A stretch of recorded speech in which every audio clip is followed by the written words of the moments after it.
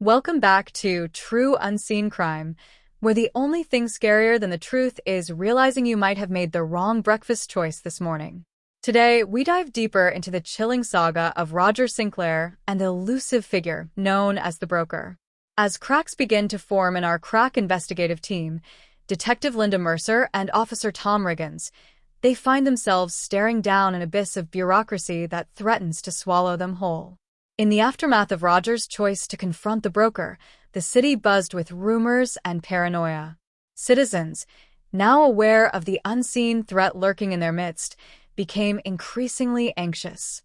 Social media outlets exploded with speculation, misinformation, and a flurry of memes depicting Roger as both hero and fool, sometimes simultaneously.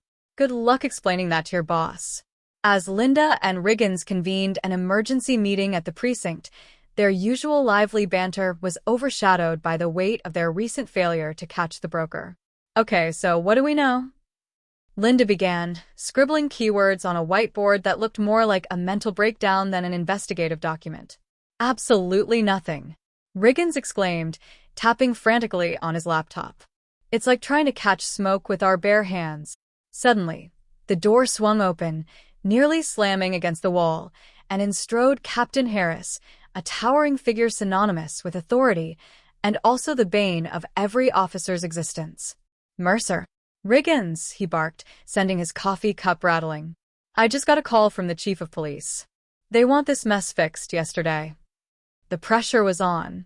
With an unseen menace affecting the community and economic instability looming in the distance, Captain Harris had no choice but to involve higher-level authorities, even from beyond the police department. We need the FBI on this, effective immediately. The briefing room was cold and sterile, much like Linda and Riggins felt after Captain Harris assigned them to work with a team of neatly dressed FBI agents. They had watched enough cop dramas to know this would be both daunting and slightly awkward. Enter Agent Roberts, a no-nonsense investigator with a penchant for dark humor and a reputation for solving problems before breakfast. Welcome to the circus, detectives, he said, flipping open a dossier on the Broker. And be ready for some heavy lifting. With the FBI's involvement, the investigation took a turn toward the bureaucratic dark side. Agent Roberts quickly laid out the plan, utilizing tools and resources far beyond local police capabilities. Linda and Riggins were simultaneously impressed and terrified. Now their simplest decisions would require multiple forms, approvals, and possibly a team of lawyers. Caught in a whirlwind of federal regulations and the media frenzy spiraling from their investigation, the atmosphere began to feel heavier. Local businesses reported decreased foot traffic, the economy already fragile from recent events. People were wary of being out at night, fearing they might unknowingly cross paths with the Broker and become unwitting participants in some sinister game. At Mabel's diner, a hangout where everyone knew everyone else's business, customers lowered their voices, eyes darting toward the entrance. Did you hear about that guy, Roger? A customer whispered, casting glances toward the iconic red and white checkered walls. They say he's playing some kind of deadly cat-and-mouse game. Yeah, and now the FBI is involved. Do you think they'll protect us from whatever he's involved in? Another customer added, gripping a coffee cup like a lifebuoy in a storm. It's amazing how quickly rumors can turn a simple diner into a hotspot for conspiracy theories. Linda felt the weight of compounded pressure, her patience wearing thin. We've got zero leads and a city living in fear overshadows. We need something to actually work with. Agent Roberts offered an exhaustive report, but it felt like a glorified list of what they didn't know. The Broker seemed to be the master of remaining unseen, a ghost dancing on the periphery. The time wasted navigating bureaucracy felt like a shackle chaining them to their desks. Can we just, I don't know, open an underground fight club until we catch him? Riggins joked, attempting to lift the gloom. At least that way we could get some information out of the underbelly, make it a little exciting. Right. Because breaking the law is exactly how we're going to solve an unsolvable mystery, Linda replied, cracking a half-smile in exasperation. However, as the police and FBI tangled in red tape, shadows of uncertainty loomed larger over the neighborhood. Fewer people spent money on dining out, entertainment, or even commuting to work.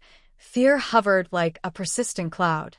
Local businesses reported a significant drop in sales, staff layoffs became increasingly common, and the economic ripple effect built a sense of urgency.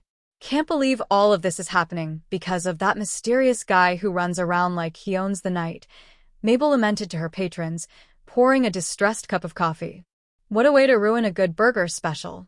Meanwhile, Roger, oblivious to the chaos brewing outside, attempted to piece together his scattered thoughts.